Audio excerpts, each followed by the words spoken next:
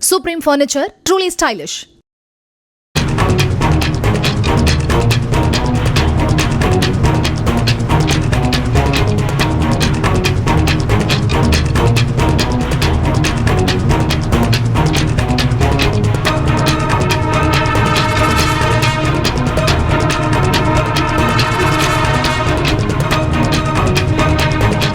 சென்னை அரசு பல் மருத்துவக் கல்லூரி பெண்கள் விடுதிக்குள் புகுந்து 6 செல்போன்கள் திருடிய நபர் உள்பட 3 பேர் கைது செய்யப்பட்டுள்ளனர்.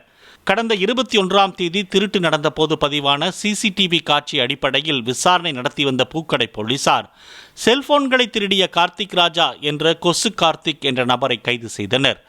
அவரிடம் இருந்து செல்போன்களை வாங்கி விற்றதாக செல்போன் கடை நடத்தி வரும் நண்பர்கள் இருவரும் கைது செய்யப்பட்டனர்.